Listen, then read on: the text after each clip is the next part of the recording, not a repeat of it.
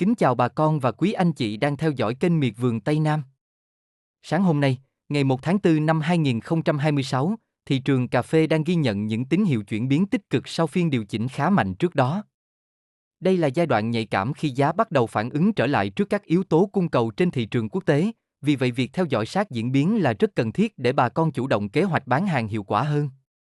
Dưới góc nhìn chuyên gia nông nghiệp, diễn biến mới nhất cho thấy thị trường cà phê thế giới đang xuất hiện lực mua trở lại ngay từ đầu phiên giao dịch. Giá cà phê Robusta trên sàn London chuyển sang trạng thái tăng điểm, phản ánh tâm lý thị trường đã ổn định hơn sau khi chịu áp lực điều chỉnh trong phiên trước. Đáng chú ý, giá cà phê Arabica sau khi giảm sâu với biên độ lớn trong ngày hôm qua cũng đang có xu hướng phục hồi nhẹ. Việc cả hai dòng cà phê chủ lực đồng thời có tín hiệu tích cực cho thấy dòng tiền đầu tư đang quay trở lại thị trường, góp phần củng cố kỳ vọng về khả năng hình thành nhịp tăng mới trong ngắn hạn. Xét về yếu tố cung cầu, nhu cầu mua hàng từ các doanh nghiệp rang xay và xuất khẩu vẫn duy trì ở mức ổn định. Trong bối cảnh nguồn cung không tăng đột biến, việc lực mua quay trở lại có thể giúp giá cà phê duy trì mặt bằng vững hơn so với giai đoạn cuối tháng trước. Diễn biến phục hồi trong đầu phiên thường mang ý nghĩa quan trọng về mặt tâm lý, bởi nó cho thấy thị trường đang có xu hướng điều chỉnh kỹ thuật sau nhịp giảm mạnh. Nếu lực mua tiếp tục được duy trì ổn định trong các phiên giao dịch tiếp theo, khả năng giá cà phê thế giới củng cố xu hướng tăng là hoàn toàn có cơ sở. Đối với thị trường trong nước, giá cà phê nhân xô nhiều khả năng sẽ phản ứng theo diễn biến tích cực từ thị trường quốc tế. Khi các sàn giao dịch lớn ghi nhận tín hiệu tăng trở lại, tâm lý thu mua của các doanh nghiệp cũng thường được cải thiện, qua đó hỗ trợ mặt bằng giá nội địa.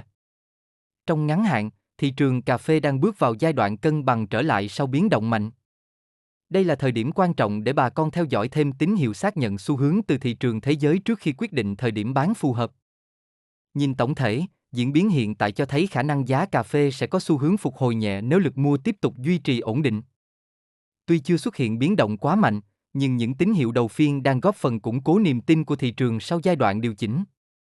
Sau đây em xin cập nhật chi tiết giá thu mua cà phê trên thị trường thế giới, thị trường xuất khẩu của Việt Nam và thị trường trong nước, tại một số kho của các khu vực trọng điểm, để bà con mình tham khảo, quyết định cho giá bán vườn cà phê của nhà mình nhé. Thị trường cà phê thế giới. Giá cà phê Robusta trên sàn London kết thúc phiên gần nhất ở mức $3.460 trên 1 tấn. Đầu phiên giao dịch mới ghi nhận tín hiệu khởi sắc trở lại. Giá cà phê trong nước, nhân xô. Lâm Đồng, Lâm Hà, 89.800 đồng trên 1 ký. Bảo Lộc, 89.800 đồng trên 1 ký. Đức Trọng, 89.800 đồng trên 1 ký. Di Linh, 89.600 đồng trên 1 ký. Đắk Lắk, Cư Mơ Ga, 90.200 đồng trên 1 ký. Buôn Hồ, 90.000 đồng trên 1 ký. Kê Rông Năng, 90.000 đồng trên 1 ký.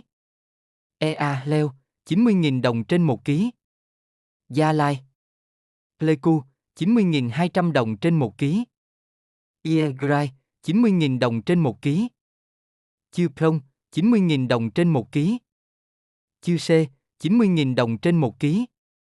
Con Tum, 90.000 đồng trên 1 ký. Đắk Nông, Gia Nghĩa, 90.200 đồng trên 1 ký. Đắk Miêu, 90.000 đồng trên 1 ký. Đắk Sông, 90.000 đồng trên 1 ký.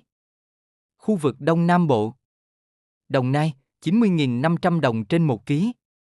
Bình Dương, 90.500 đồng trên 1 ký. Bình Phước, 90.500 đồng trên 1 ký. Thành phố Hồ Chí Minh, một số kho, 90.500 đến 90.700 đồng trên 1 ký. Nhận định ngắn hạn, góc nhìn chuyên gia nông nghiệp. Mặt bằng giá cà phê nhân xô trong nước hiện vẫn đang vận động ổn định trong vùng từ 89.600 đến 90.700 đồng mỗi ký, cho thấy thị trường chưa xuất hiện áp lực bán mạnh mà chủ yếu đang trong giai đoạn tích lũy sau nhịp điều chỉnh trước đó. Biên độ dao động hẹp phản ánh sự thận trọng của cả bên mua lẫn bên bán khi chờ thêm tín hiệu rõ ràng từ thị trường quốc tế. Trên thị trường thế giới, diễn biến đầu phiên giao dịch đang ghi nhận xu hướng phục hồi nhẹ, góp phần cải thiện tâm lý giao dịch của các doanh nghiệp thu mua và xuất khẩu. Khi giá quốc tế chuyển sang trạng thái tích cực, kỳ vọng về khả năng giữ vững mặt bằng giá trong nước cũng được củng cố. Trong trường hợp lực mua tiếp tục được duy trì ổn định và dòng tiền quay trở lại thị trường mạnh hơn, giá cà phê trong ngắn hạn có thể xuất hiện nhịp tăng nhẹ mang tính kỹ thuật. Tuy mức tăng có thể chưa quá lớn, nhưng đây là tín hiệu cho thấy thị trường đang dần lấy lại cân bằng và có cơ sở hướng tới xu hướng tích cực hơn trong các phiên giao dịch sắp tới. Thông tin vừa rồi hy vọng đã giúp bà con có thêm góc nhìn tham khảo về xu hướng giá cà phê trong thời điểm hiện tại. Kênh Miệt vườn Tây Nam sẽ tiếp tục cập nhật nhanh và chính xác diễn biến thị trường mỗi ngày để bà con thuận tiện theo dõi và chủ động trong kế hoạch sản xuất kinh doanh. Chúc bà con nhiều sức khỏe, mùa vụ thuận lợi và bán được giá tốt.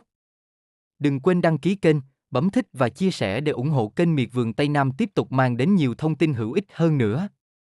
Xin kính chào bà con và hẹn gặp lại trong bản tin tiếp theo.